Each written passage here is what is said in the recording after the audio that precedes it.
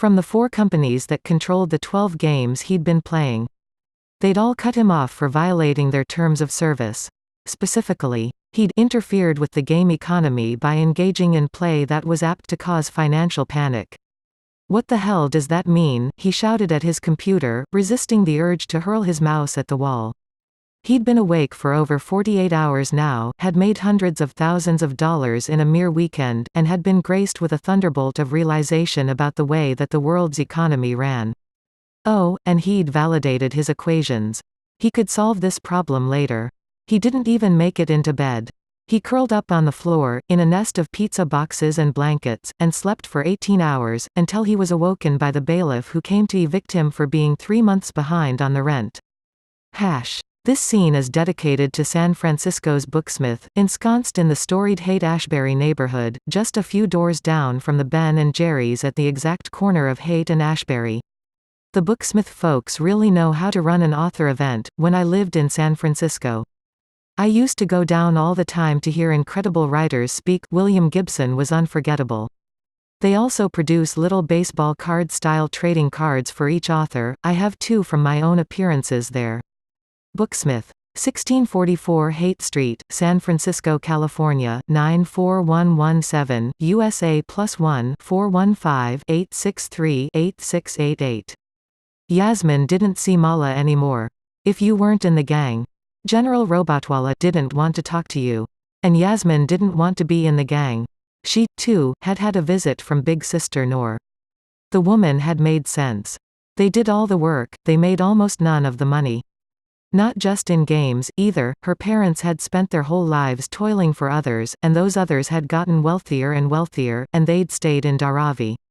Mr. Banerjee had paid Mala's army more than any other slum child could earn, it was true, and they were getting paid for playing their game, which had felt like a miracle, at first.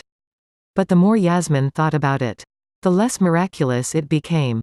Big Sister Noor showed her pictures. In-game, of the workers whose jobs they'd been disrupting.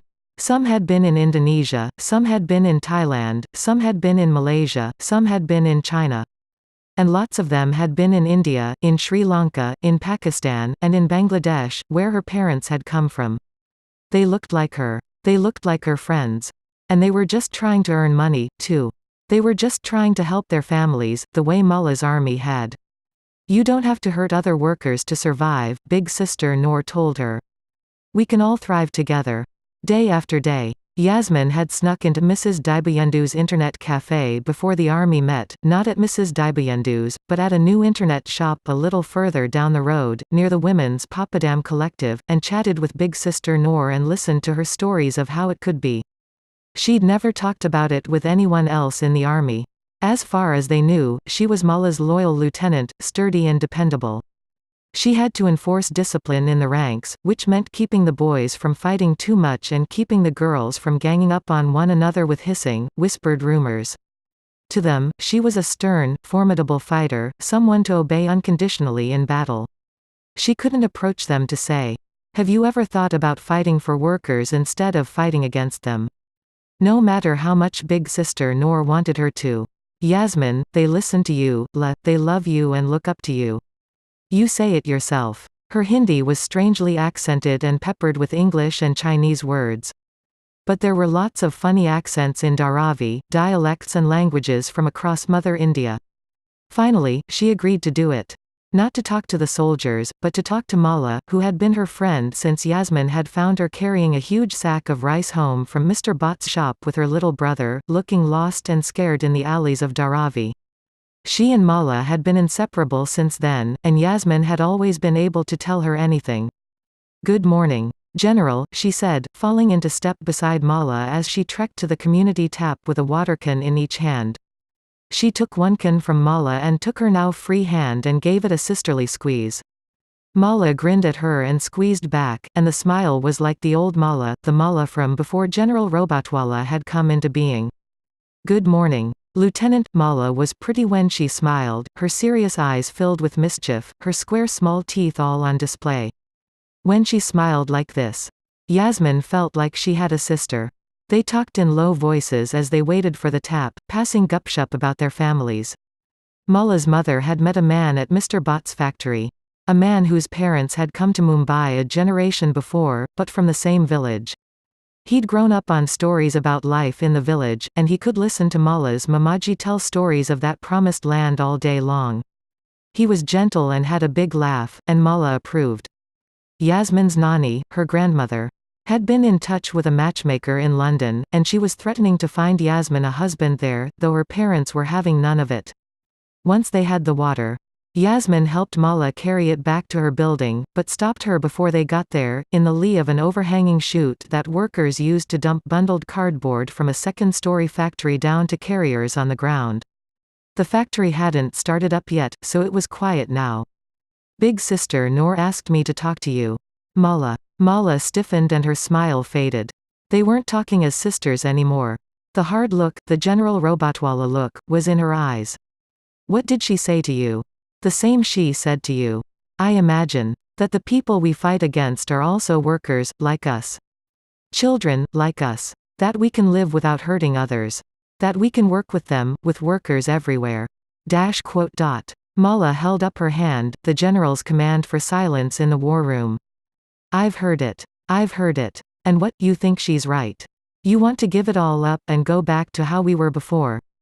Back to school, back to work, back to no money and no food and being afraid all the time. Yasmin didn't remember being afraid all the time, and school hadn't been that bad, had it? "Mala," she said, placatingly, "I just wanted to talk about this with you. You've saved us, all of us in the army, brought us out of misery and into riches and work. But we work and work for Mr. Banerjee, for his bosses, and our parents work for bosses, and the children we fight in the game work for bosses, and I just think." She drew in a breath. "I think I have more in common with the workers than I do with the bosses. That maybe, if we all come together, we can demand a better deal from all of them." Mala's eyes blazed. "You want to lead the army, is that it? You want to take us on this mission of yours to make friends with everyone, to join with them to fight Mr. Banerjee and the bosses? Mr. Bhatt who owns the factory and the people who own the game? And how will you fight, little Yasmin? Are you going to upset the entire world so that it's finally fair and kind to everyone?" Yasmin shrank back, but she took a deep breath and looked into the general's terrible eyes. "What's so wrong with kindness? Mala, what's so terrible about surviving without harming other people?" Mala's lip curled up in a snarl of pure disgust. "Don't you know by now?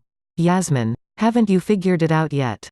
Look around us." She waved her water can wildly, nearly clubbing an old woman who was inching past, bearing her own water cans.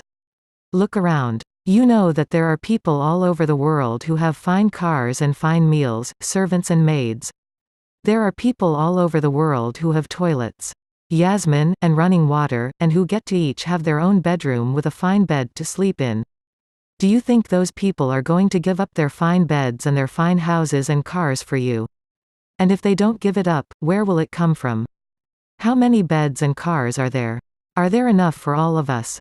In this world, Yasmin, there just isn't enough. That means that there are going to be losers and winners, just like in any game, and you get to decide if you want to be a winner or a loser." Yasmin mumbled something under her breath. "What?" Mala shouted at her.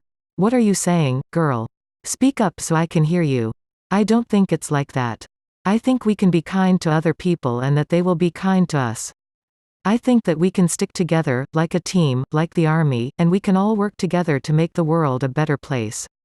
Mala laughed, but it sounded forced, and Yasmin thought she saw tears starting in her friend's eyes. "You know what happens when you act like that, Yasmin. They find a way to destroy you. To force you to become an animal. Because they're animals. They want to win, and if you offer them your hand, they'll slice off your fingers. You have to be an animal to survive." Yasmin shook her head, negating everything. "It's not true, Mala. Our neighbors here, they're not animals. They're people. They're good people. We have nothing and yet we all cooperate. We help each other. Oh fine, maybe you can make a little group of friends here, people who would have to look you in the eye if they did you a dirty trick. But it's a big world. Do you think that Big Sister Noor's friends in Singapore, in China, in America, in Russia, do you think they'll think twice before they destroy you? In Africa, in She waved her arm, taking in all the countries she didn't know the names of. filled with teeming masses of predatory workers, ready to take their jobs from them. Listen, do you really care so much for Chinese and Russians and all those other people? Will you take bread out of your mouth to give it to them? For a bunch of foreigners who wouldn't spit on you if you were on fire. Yasmin thought she knew her friend, but this was like nothing she'd ever heard from Mala before. Where had all this Indian patriotism come from? Mala, it's foreigners who own all the games we're playing. Who cares if they're foreigners? Isn't the fact that they're people enough? Didn't you used to rage about the stupid caste system and say that everyone deserved equality? Deserved? Mala spat the word out like a curse. Who cares what you deserve, if you don't get it? Fill your belly with deserve. Sleep on a bed of deserve. See what you get from deserve. So your army is about taking whatever they can get, even if it hurts someone else. Mala stood up very straight. That's right. It's my army, Yasmin. My army. And you're not a part of it anymore. Don't bother coming around again, because I'm not your friend or your lieutenant anymore, Yasmin said. I understand. General Mala Robatwala. But your army won't last forever and our sisterhood might have, if you'd only valued it more. I'm sorry you are making this decision, General Robatwala, but it's yours to make. Your karma. She set down the water can and turned on her heel and started away, back stiff, waiting for Mala to jump on her back and wrestle her into the mud, waiting for her to run up and hug her and beg her for forgiveness. She got to the next corner, a narrow laneway between more plastic recycling factories, and contrived to look back over her shoulder as she turned, pretending to be dodging to avoid a pair of goats being led by an old Tamil man. Mala was standing tall as a soldier, eyes burning into her, and they transfixed her for a moment, froze her in her tracks, so that she really did have to dodge around the goats. When she looked back again, the general had departed, her skinny arms straining with her water cans. Big Sister Noor told her to be understanding. She's still your friend, the woman said, her voice emanating from the gigantic robot that stood guard over a group of Webbly gold farmers who were methodically raiding an old armory, clearing out the zombies and picking up the cash and weapon drops that appeared every time they ran the dungeon. She may not know it, but she's on the side of workers. The other side, the boss's side, they'll use her services, but they'll never let her into their camp. The best she can hope for is to be a cherished pet, a valuable bit of hired muscle. I don't think she'll stay put for that, do you? But it wasn't much comfort. In one morning, Yasmin had lost her best friend and her occupation. She started going to school again, but she'd fallen behind in the work in the 6 months she'd been away, and now the master wanted her to stay back a year and sit with the grade 4 students, which was embarrassing. She'd always been a good student and it galled her to sit with the younger kids, and to make things worse, she was tall for her age and towered over them. Gradually, she stopped attending the school. Her parents were outraged, of course. But they'd been outraged when Yasmin had joined the army, too, and her father had beaten her for 10 days running, while she refused to cry, refused to have her will broken. In the end, they'd been won over by her stubbornness. And, of course, by the money she brought home. Yasmin could handle her parents. Mrs. Dibayendu's internet cafe was a sad place now that the army had moved on. Mala had forced that on Mr. Banerjee, and had counted it as a great show of her strength when she prevailed. But Yasmin thought she never would have won the argument if Mrs. Dibayendu hadn't been so eager to get rid of the army. Yasmin doubted that Mrs. Dibayendu had anticipated the effect that the army's departure would have on her little shop, though. Once the army had gone, every kid in Dharavi had moved with them, no one under the age of 30 would set foot in the cafe. No one except Yasmin, who now sat there all day long, fighting for the workers. You are very good at this, Justbab told her. She was Big Sister Noor's lieutenant, and her Hindi was terrible, so they got by in a broken English that each could barely understand. Nevertheless, Justbab's play was aggressive and just this side of reckless, utterly fearless, and she screamed out fearsome battle cries in Tamil and Chinese when she played, which made Yasmin laugh even as the hairs on her arms stood up. Justbab liked to put Yasmin in charge of strategy while she led the armies of defenders from around the world who played on their side, defending workers from people like Mala. Thank you, Yasmin said. And dispatched a squadron to feint at the left flank of a 20-cruiser unit of rusting battle cars that bristled with bolted-on machine guns and grenade launchers. She mostly played Mad Max. Autoduel and Civilization these days, avoiding Zombie Mecha and the other games that Mala and her army ruled in.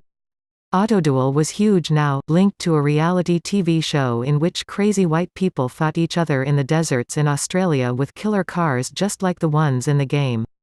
The opposing army bought the feint, turning in a wide arc to present their forward guns to her zippy little motorcycle scouts who must have looked like easy pickings. The fast dirt bikes couldn't support any real arms or armor, so each driver was limited to hand weapons, mostly Uzis on full auto, spraying steel-jacketed rounds toward the heavily armored snouts of the enemy, who returned withering fire with tripod-mounted machine guns and grenades. But as they turned, they rolled into a double row of mines Yasmin had laid by stealth at the start of the battle, and then, as the cars rocked and slammed into each other and spun out of control, Just Bob's dragoons swept in from the left, and their splendid battle wagon came in from the right, a lumbering two-story RV plated with triple-thick armor, pierced with gun slits for a battery of flamethrowers and automatic ballistic weapons, mostly firing depleted uranium rounds that cut through the enemy cars like butter. It wasn't hard to outrun the battle wagon, but there was nowhere for the enemy to go, and a few minutes later, all that was left of the enemy were oily petrol fires and horribly mutilated bodies. Yasmin zoomed out and booted her command trike around a dune to where the work party continued to labor, doing their job, excavating a buried city full of feral mutants and harvesting its rich ammo dumps and art treasures for the 10th time that day. Yasmin couldn't really talk to them, they were from somewhere in China called Fujian, and besides, they were busy. They'd left their boss and formed a workers' co-op that split the earnings evenly, but they'd had to go heavily into debt to buy the computers do it, and from what Yasmin understood, their families could be hurt or even killed if they missed a payment, since they'd had to borrow the money from gangsters. It would have been nice if they'd had access to a better source of money, but it certainly wouldn't be Yasmin. Her army money had run out a few weeks after she'd left Mala, and though the IWWWW paid her a little money to guard union shops, it didn't come to much, especially compared to the money Mr. Banerjee had to throw around. At least she wasn't hurting other poor people to survive. The goons she'd just wiped out would get paid even though they'd lost. And she had to admit it. This was fun. There was a real thrill in playing the game, playing it well, getting this army of people to follow her lead to cooperate and become an unstoppable weapon. Then, Just Bob was gone. Not even a hastily typed GTG, she just wasn't on the end of her mic. And there were crashing sounds, shouts in a language Yasmin didn't speak. Distant screaming. Yasmin flipped over to Minerva, the social networking site that the Webleys favored, as she did 1,000 times a day. Minerva had been developed for gamers, and it had all kinds of nice dashboards that showed you what worlds all your friends were in, what kind of battles they were fighting and so on. It was easy to get lost in Minerva, falling into a clicktrance of screencaps of famous battles. Trash talking between guilds, furious arguments about the best way to run a level, and the endless rounds of gold farmer bashing. One thing she loved about Minerva was the auto-translate feature, whose database included all kinds of international gamer shorthands and slangs, knowing that kekekekeke was Korean for lol and a million other bits of vital dialects. This made Minerva especially useful for the Webleys' global network of guilds, worker co-ops, locals and clans. Her dashboard was going crazy. Webleys from all over the world were tweeting about something happening in China, a big strike from a group of gold farmers who'd walked out on their boss, and were now picketing outside of their factories. Players from all over the world were rushing to a site in Mushroom Kingdom to blockade some exploit that they'd been mining before they walked out.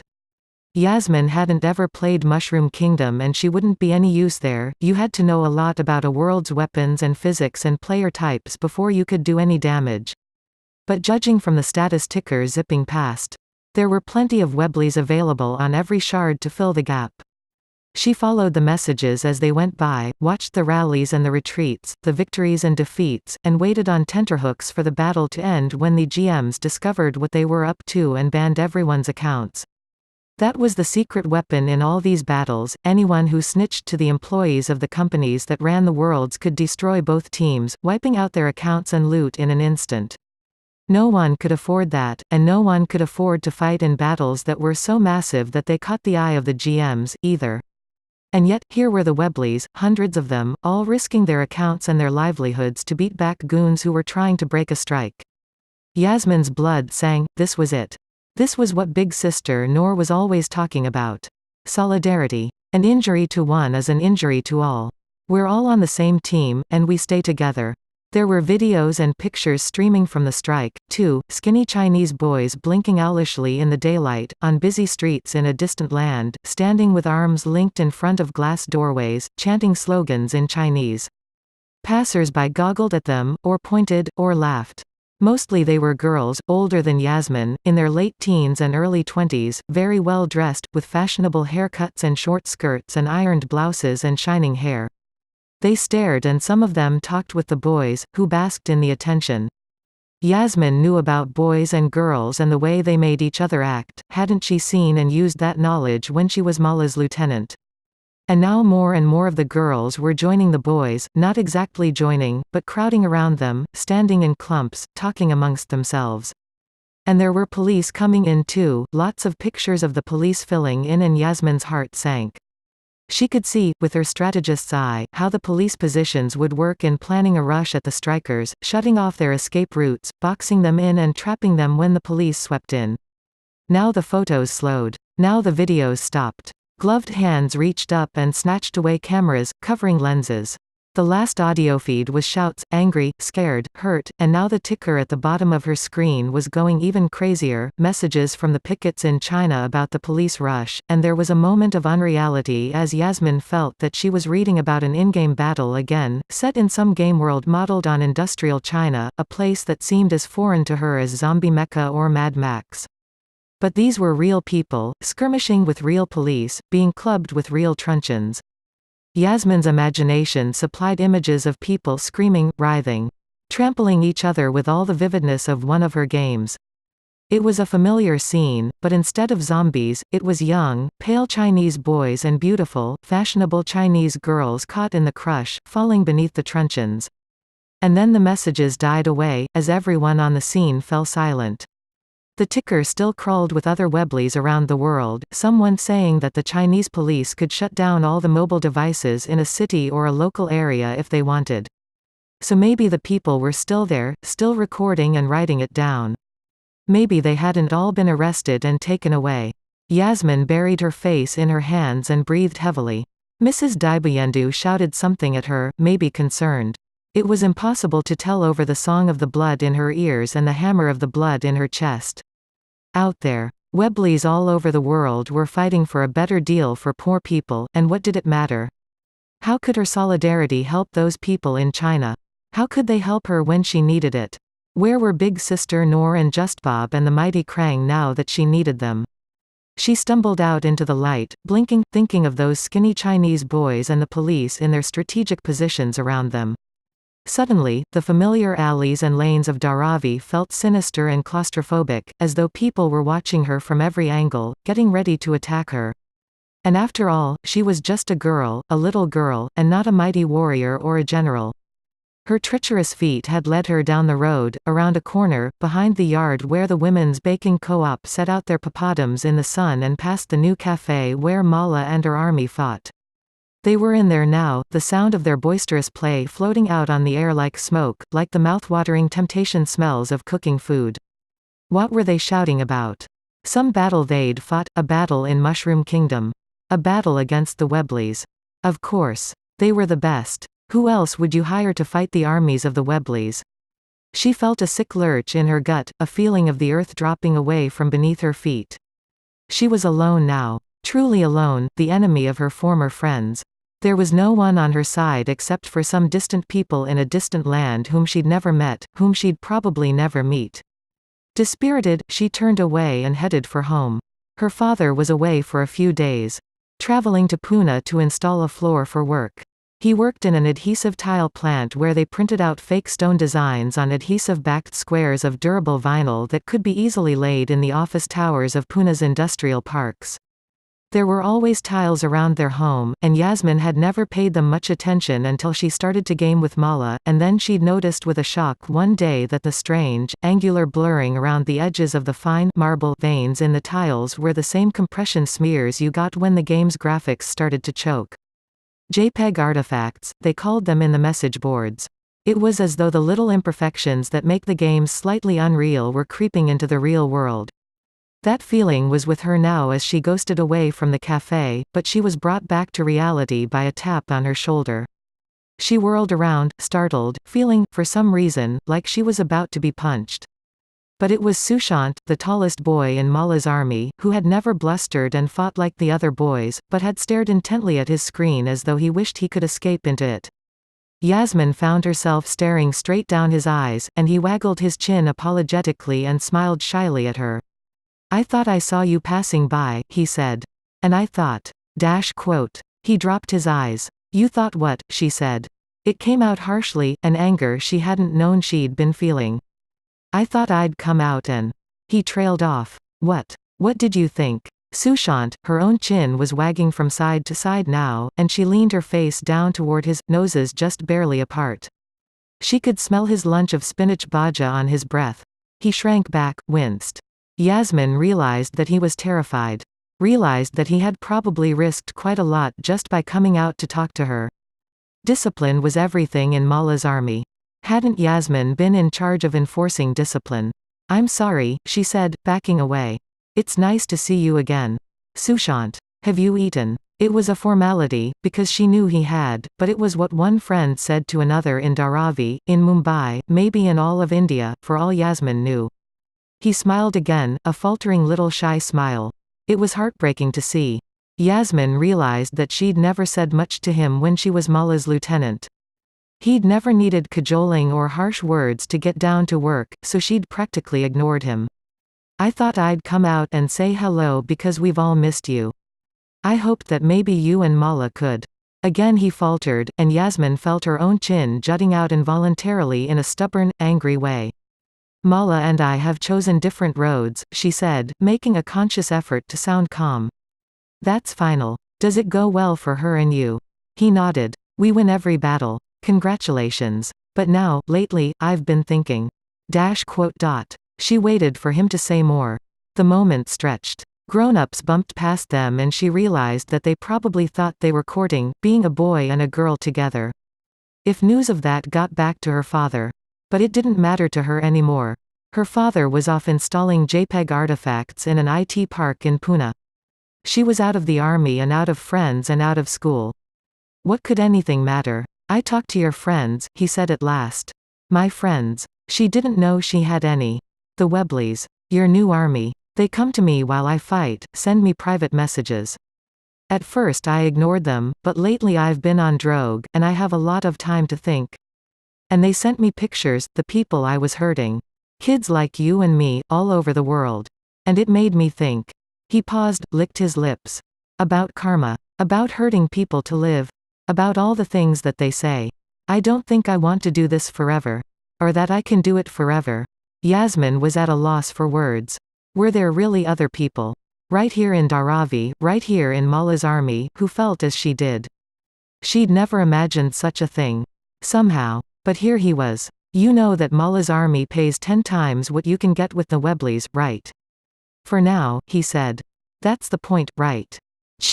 If we fight now, we can raise the wages of everyone who works for a living instead of owning things for a living, right? I never thought of the division that way. Owning things for a living. I mean." His shyness receded. He was clearly enjoying having someone to talk to about this. It all comes down to owning versus working. Someone has to do the organizing. I guess, there wouldn't be a zombie mecha if someone didn't get a lot of people together, working to make all that code. Someone has to pay the game masters and do all of that. I understand that part. It makes sense to me. My mother works in Mrs. Dada's fabric dyeing shop. Someone has to buy the dyes.